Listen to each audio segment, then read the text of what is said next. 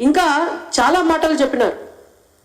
ఆనాడు పంట నష్టపోతున్నారు రైతులంతా కూడా అనేక కారణాల చేత. తెలంగాణ రాష్ట్రంలో మన దౌర్భాగ్యం ఏంటంటే సొంత రాష్ట్రం వచ్చిన తర్వాత కూడా రైతులకి నాణ్యమైనటువంటి నకిలీ లేనటువంటి విత్తనాలను గత బీఆర్ఎస్ ప్రభుత్వం అందించలేకపోయింది. ఇప్పుడున్నటువంటి కాంగ్రెస్ ప్రభుత్వము అందించలేకపోతోంది. ఎరువులు చీడపీడలు వస్తే వాటన్నిటినీ కూడా నివారించేటటువంటి పురుగు మందులన్నీ కూడా కల్తీ నకిలీ అవ్వటం వల్ల వాటి వల్ల కూడా రైతులకు నష్టం జరుగుతోంది. విత్తనాలు ఎరువులు నకిలీ ఉండడం వల్ల దిగుబడి తగ్గి రైతు నష్టపోతున్నాడు. ఇదొక వైపు అయితే అకాల వర్షాలు, అనేక ప్రకృతి విపత్తులు, వీటన్నిటి వల్ల కూడా వరదల కారణంగా వీటన్నిటి వల్ల రైతు పంట నష్టపోయేటటువంటి సమయంలో నష్టపరిహారం చెల్లించడం కోసం గతంలో నరేంద్ర మోడీ గారి ప్రభుత్వం ఫసల్ బీమా యోజన పథకాన్ని ప్రవేశపెడితే తెలంగాణ రాష్ట్రంలో కూడా కొన్నాళ్ళు అది నడిచింది.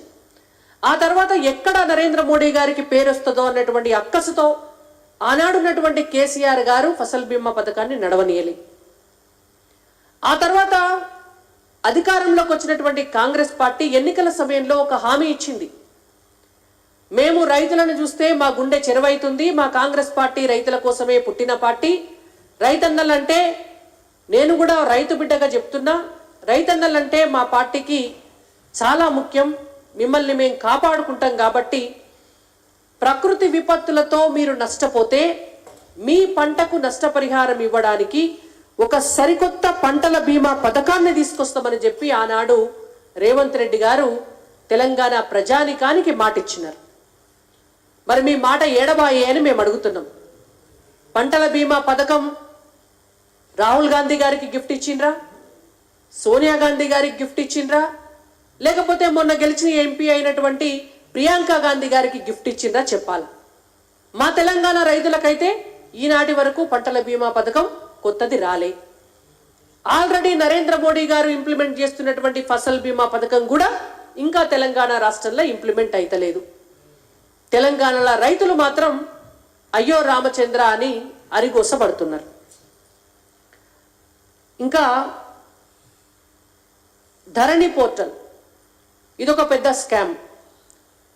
గతంలో ఉన్నటువంటి బీఆర్ఎస్ ప్రభుత్వం ఆనాడున్నటువంటి రైతుల భూములన్నిటినీ కూడా కబ్జా పెట్టి కొన్ని సామాజిక వర్గాలకు వాళ్ళ అనుయాయులకు ఎన్నడో ఊళ్ళల్లా దానం చేసినటువంటి జమీందారుల భూములన్నీ కూడా హస్తగతం చేసుకొని ప్రభుత్వ భూములన్నిటినీ కూడా ప్రైవేటు వ్యక్తుల పరం చేయడానికి తెలంగాణ రైతులను నిలువున ముంచి తీసుకొచ్చినటువంటి ధరణి పోర్టల్ దాదాపు కొన్ని వేల ఎకరాలు ఆనాడు బీఆర్ఎస్ పార్టీ నాయకుల హస్తగతమైంది ధరణి పోర్టల్ మూలంగాని తెలంగాణ రైతులందరికీ కూడా తెలిసినటువంటి అంశం. మరి ప్రతిపక్ష నాయకుడి స్థానంలో ఉన్న నాడు ధరణి పోర్టల్ గురించి వందల సార్లు వేల సార్లు మాట్లాడి మేము అధికారంలోకి రాగానే ధరణి పోర్టల్ రద్దు చేస్తాము, ఒక అత్యద్భుతమైనటువంటి భూమాత పోర్టల్ను తీసుకొస్తాము, తెలంగాణ రైతులకే సర్వ హక్కులు ఉండేటట్టుగా చేస్తాము అని మాటలు చెప్పినటువంటి ముఖ్యమంత్రి రేవంత్ రెడ్డి గారు ఈనాటి వరకు కూడా ధరణి పోర్టల్ని ఎందుకు రద్దు చేయలేదో వారు సమాధానం చెప్పి ఈ 3 రోజుల పాటు రైతు విజయోత్సవాలను వారు జరుపుకోవాలి. నేను ఇందాక చెప్పినటువంటి అంశం